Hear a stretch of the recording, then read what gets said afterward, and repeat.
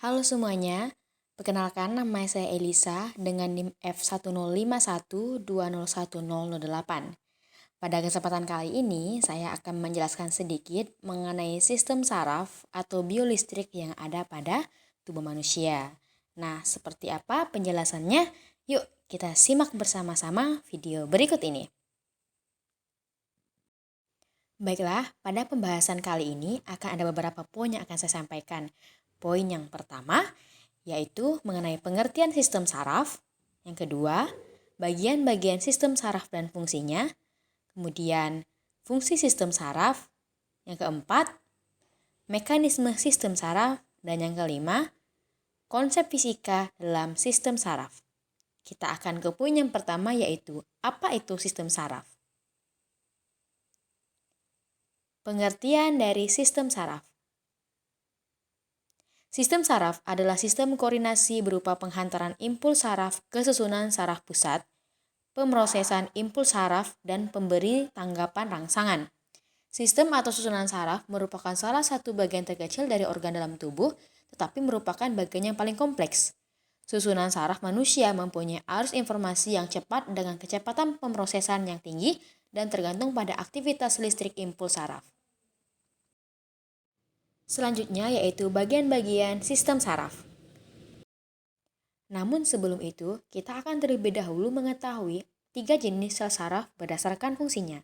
Yang pertama, sel saraf sensorik, yaitu sel saraf yang menerima rangsang yang datang kepada tubuh, kemudian diubah menjadi rangsangan saraf impuls dan diteruskan ke otak.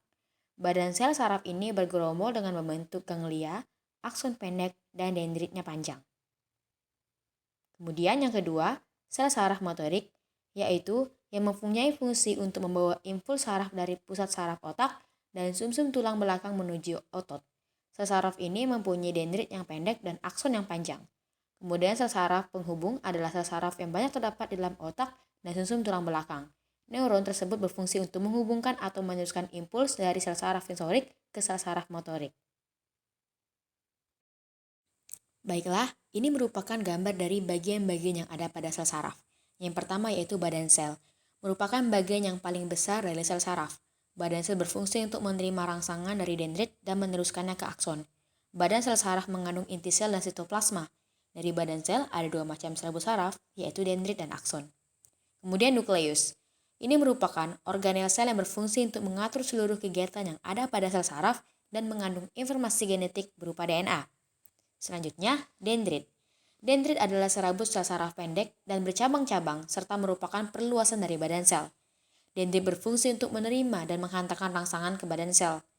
Khas dari dendrit adalah sangat bercabang dan masing-masing cabang membuat proses yang disebut dendrit spines. Apabila simpul dendrit mengalami kerusakan khususnya di otak, maka seseorang tersebut akan mengalami kepikunan. Dan jika terjadi di organ lain, maka akan mengalami mati rasa. Kemudian, akson merupakan tonjolan sitoplasma yang panjang dan berfungsi untuk menjalankan impuls saraf meninggalkan badan sel saraf ke neuron atau jaringan lainnya. Jumlah akson biasanya hanya 1 pada setiap neuron.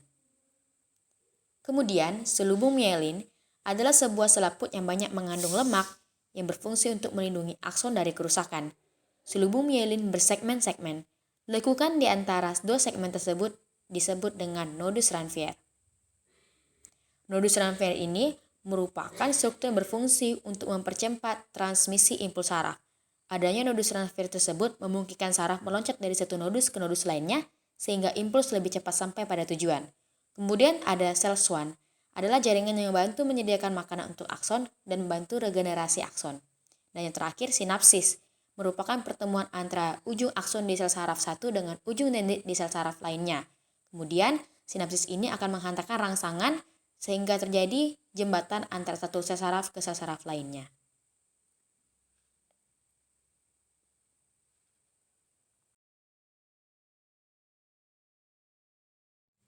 Selanjutnya, fungsi sel saraf.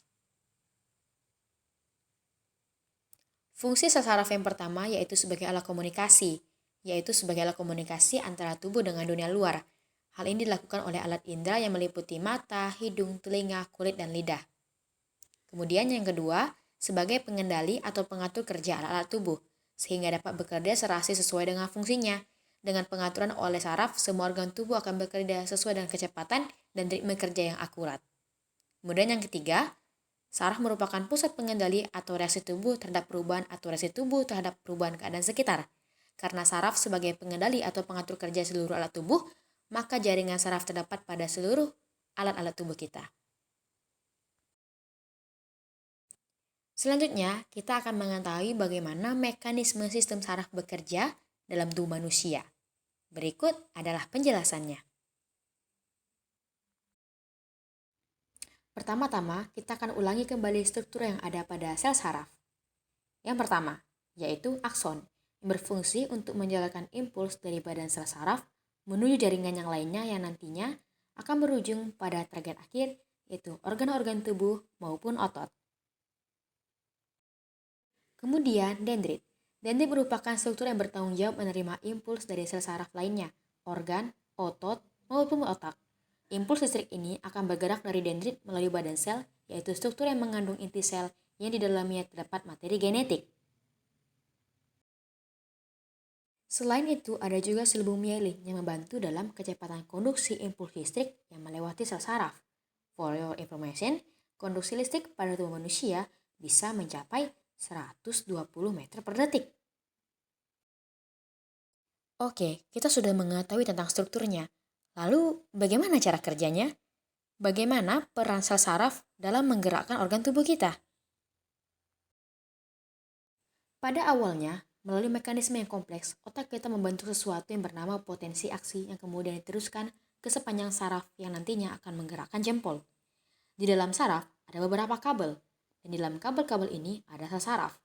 Di antara banyaknya sel saraf ini, terdapat celah yang disebut sinapsis.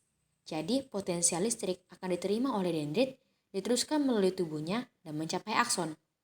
Di beberapa sel saraf pertama, terdapat neurotransmitter, yang merupakan suatu zat kimia yang berperan dalam kondisi listrik dari satu sel saraf ke sel saraf lainnya. Neurotransmitter akan dilepaskan ke sinapsis yang menghasilkan potensial aksi di sel saraf kedua, sehingga di sini listrik tersebut akan dioper dari satu sel saraf ke sel saraf berikutnya, hingga akhirnya menyampaikan potensial aksi listrik ke otot yang bertanggung jawab, yaitu otot jempol. Alhasil, jempol kita dapat digerakkan. Selanjutnya, mari kita mengetahui konsep fisika yang ada pada sistem saraf. Listrik adalah sesuatu yang memiliki muatan positif dan muatan negatif yang dapat mengalir melalui sebuah penghantar. Tubuh manusia memiliki atom yang terdiri dari proton, elektron, dan neutron sehingga dalam tubuh manusia terdapat listrik. Arus listrik dibagi dua bentuk, yaitu frekuensi tinggi dan berfrekuensi rendah. Listrik berfrekuensi tinggi tidak mempunyai sifat merangsang saraf motoris atau saraf sensoris, kecuali pada rangsangan dengan pengulangan paparan yang sama. Otot-otot sebagian tubuh akan berkontraksi secara tidak sadar sepanjang arus dipaparkan.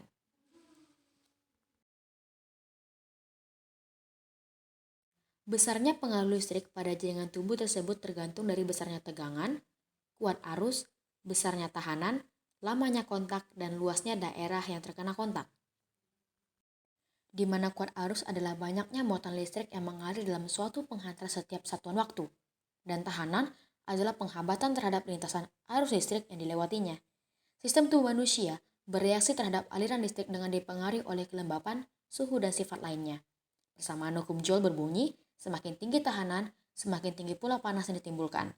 Sistem tubuh manusia, sistem saraf, pembuluh darah, membran mukosa, dan otot merupakan kedokteran yang baik. Sesuai fungsi dan sifat sistem saraf, yaitu mengantarkan sinyal-sinyal elektrik. Oleh karena itu, sistem saraf mempunyai elektrolit dan kandungan air yang tinggi serta mempunyai tahanan terhadap listrik yang rendah.